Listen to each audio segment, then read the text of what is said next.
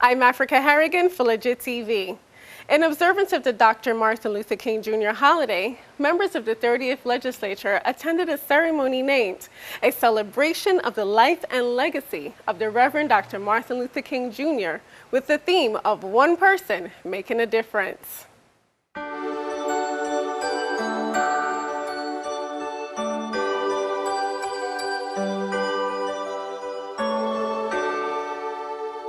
Spectators of all races, ages, and religions attended the ceremony held in a park on Cruz Bay, St. John. Onlookers sang along to several musical selections, including the Virgin Islands March and the song, This Little Light of Mine.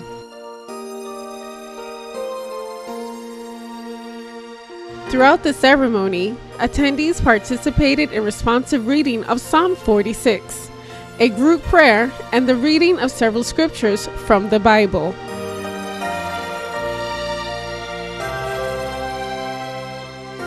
Martin Luther King Jr. was born on January 15, 1929 in Atlanta, Georgia. King, both a Baptist minister and a civil rights activist, had a seismic impact on race relations in the United States beginning in the mid-1950s. Among many efforts, King headed the SCLC. Through his activism, he played a pivotal role in ending the legal segregation of African American citizens in the South and other areas of the nation, as well as the creation of the Civil Rights Act of 1964 and the Voting Rights Act of 1965. King received the Nobel Peace Prize in 1964, among several other honors. King was assassinated in April 1968 and continues to be remembered as one of the most lauded African American leaders in history, often referenced by his 1963 speech, I Have a Dream.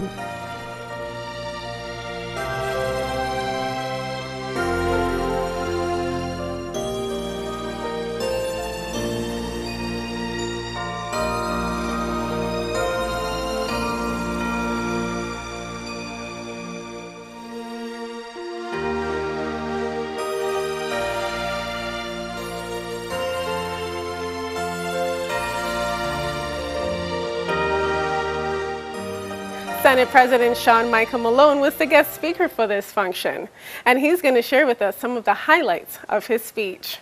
Good day, I'm Senate President Shawn-Micheal Malone, and I wanted to begin by wishing everybody a very happy Martin Luther King Jr. holiday. I began when I spoke and addressed the people on St. John at the Interfaith Coalition observance of MLK Day. I began by saying the Virgin Islands was the first in this country to make this man a holiday, make him a holiday today. And we're very proud of that. We should be proud because we were the first in the country that recognized the contributions of Martin Luther King Jr. And now 50 states observe it, and it's a federal holiday. So we should really be proud of ourselves for our foresight in this regard. I also discussed the need for Virgin Islanders to reflect on the contributions of Martin Luther King Jr., a man who we all know is known for his sacrifice, his leadership, of course his famous lines about helping those who are oppressed by segregation and racism and prejudice. But we have to not let his dream die with his death.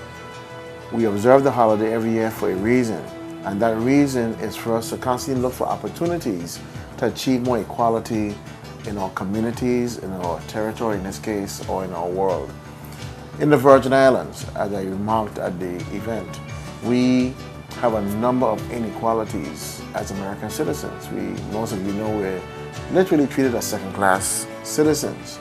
And we now need to take the fight that people like Hirala Gurdy, the late Hirala Gurdy, the late Casper Holstein, the late Rachel Francis, and many others, who fought from New York City and lobbied Washington, D.C. to allow us to elect our own governor, to get exemptions from the Jones Act, and a number of other benefits that we enjoy as Americans today. However, there's still more to be done. For example, they say we are equally American, yet we still can't vote for the president. We say, or some would argue that we're equally American, yet we don't get the same health care and veterans benefits as our counterparts do on the mainland. Some would argue that we're equally American, yet if you live in the Virgin Islands, you are not eligible for what's called Supplemental Social Security Income, or SSI. Most of you have probably heard that before. We also have issues in St. John. Up to this day, there is private property that's landlocked within the national park and owned by native St. Johnians. And for some reason, they have no access to this land. And we need to resolve that problem. And so many others that we have today. So, like for example, Obamacare is the most recent example. The Affordable Health Care Act. Otherwise, or better known as Obamacare. Anyway, we have to get full inclusion in that program. And I believe that we will be able to achieve so with future amendments to the act in future Congresses. But in the meantime, we were left out, as we have been in SSI, because we are a territory of the United States. Another thing to keep in mind as we observe Martin Luther King Jr.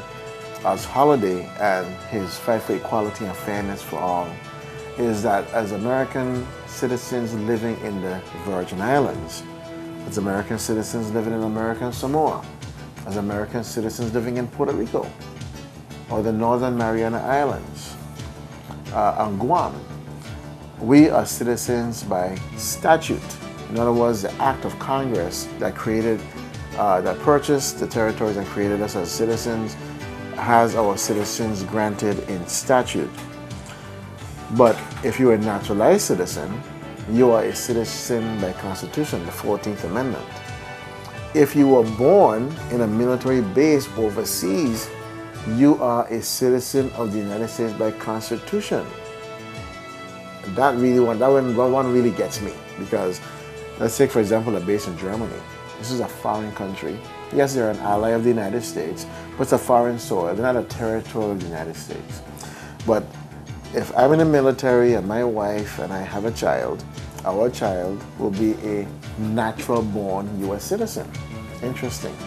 And so, as Virgin Islands people, I said in my speech, both in the Emancipation Garden and at St. John in Cruz Bay Park, to the audience assembled, we must renew our energy to fighting those fights versus the energy that we exhibit towards each other. Hatred, political patronage, crab in a barrel. I mean, we're human beings and those things will happen, but we need to really reduce that level of negative energy and refocus more positive energy into organizing a purpose going forward for the 21st century for the Virgin Islands. In 100 years, in 2017, it'll be 100 years that we will be American citizens.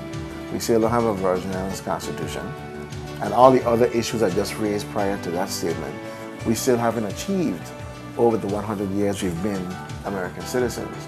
So we have a lot of work to do as we observe the work, the life, the man, Martin Luther King Jr., and all the struggles that went in to what he achieved in getting the Voting Rights Act passed in 1964, and a number of other accomplishments in